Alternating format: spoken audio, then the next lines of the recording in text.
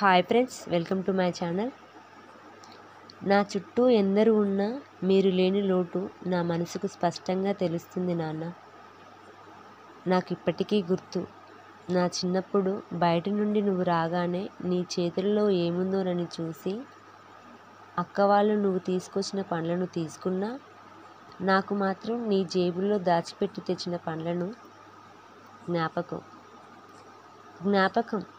నువ్వేమో అలసిపోయి వచ్చి పడుకుంటే నీ మీద పడి బొర్లి తొర్లినా, తింగరి కబుర్లు చెప్పినా విసుక్కోకుండా వినేవాడివి నాన్న.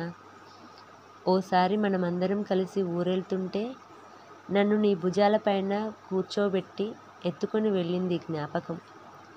నేను చదువుకుంటుంటే నీ ప్రోత్సాహం జ్ఞాపకం. మా అందరి సంతోషంలోనే నీ సంతోషాన్ని కలిపేసుకునేది నాన్న. మా భవిష్యత్తు కోసమే ఎన్నింటినో ఓర్చుకునేది నాన్న. నాకు పెళ్లి చేసి పంపిస్తుంటే నువ్వు చిందించిన కన్నీళ్లు జ్ఞాపకం. నాకు కష్టం వస్తే నువ్వు పడ్డ కలవరం జ్ఞాపకం. మా అందరి సంతోషంలోనే నీ సంతోషాన్ని కలిపేశావు నాన్న. మా భవిష్యత్తు కోసమే ఎన్నింటినో ఓర్చుకున్నావు నాన్న. నువ్వు వేసిన బాటలోనే నడుస్తున్నాము నాన్న. నీతో తిరిగిన ప్రదేశాలను ఇప్పుడు చూస్తుంటే నాకు నీతోనే ఉన్నట్టుంది నాన్న. కానీ నువ్వు దూరమైన రోజు గుర్తుకొస్తేనే నాకు ఇప్పటికీ నా కళ్ళలో కన్నీళ్లు ఆగడం లేదు నాన్న. నువ్వు దూరమైన దగ్గర నుండి నా మనసులో పడే బాధను ఎవరికీ చెప్పుకోలేను. నాన్న అని మాటను నేను నిన్ను తప్ప మరెవ్వరినీ పిలవలేను. నాకు అర్హత లేదా నువ్వు చూపించే ప్రేమను పొందేందుకు? అందుకేనా నన్ను వదిలి వెళ్ళావు?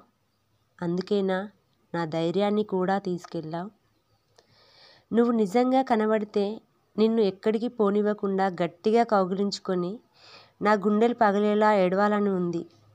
దిక్కులు పిక్కటిల్లేలా నానా అని గట్టిగా అరవాలని ఉంది. నువ్వు చూపించిన ప్రేమలో కాస్త అయినా నేను నీకు చూపించాలని ఉంది. నీతో కలిసి కబుర్లు చెబుతూ నీ గుండెలపైన నిద్రపోవాలని ఉంది.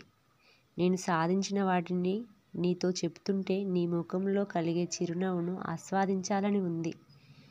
మేము అందుకున్న విజయాలను నీకు అంకితం ఇవ్వాలని ఉంది.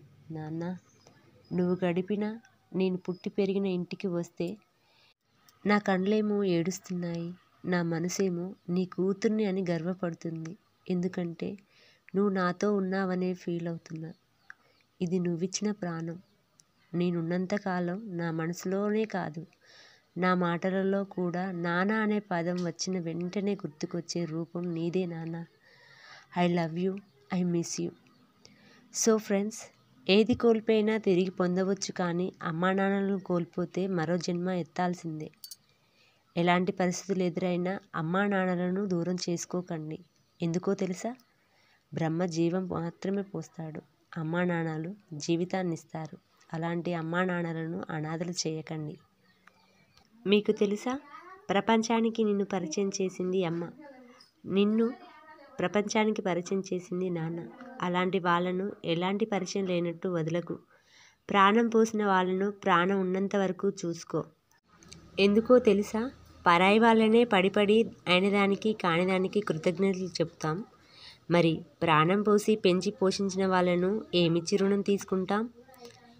వారిని వృద్ధాప్యంలో చూసుకోవడం వెసులుబాటు కాదు, అది మన బాధ్యత. బాధ్యతను నిర్వహించి భావితరాలకు అమ్మానాన్నల ఖ్యాతిని చాటుదాం. అనాథాశ్రమాలను, వృద్ధాశ్రమాలను తగ్గిద్దాం. బాల్యం నుండి వృద్ధాప్యం దశ వరకు జీవితం. ఈరోజు వృద్ధాప్యంలో మీ అమ్మానాన్న ఉండవచ్చు, కానీ ఈ స్థితికి నువ్వు వస్తే తెలుస్తుంది వాళ్ళు పడే వేదన. అందుకే ఒకసారి ఆలోచించు. వారి స్థానంలో ఉండి ఆలోచించగలిగితే ఇప్పుడున్న అనాథాశ్రమాలు, వృద్ధాశ్రమాలు తగ్గుతాయి. సాంకేతిక పరిజ్ఞానం పెరిగిందని మానవతా విలువలను మర్చిపోతే వాడుకో అనాథాశ్రమం, ఊరుకో వృద్ధాశ్రమం పెరుగుతుంది. పెద్ద పెద్ద ఇళ్లలో గోడలు తప్ప మనుషులు కనబడరు. అనాథాశ్రమాలు, వృద్ధాశ్రమంలో కిక్కిరిసిపోయే జనాభా చేరిపోతుంది.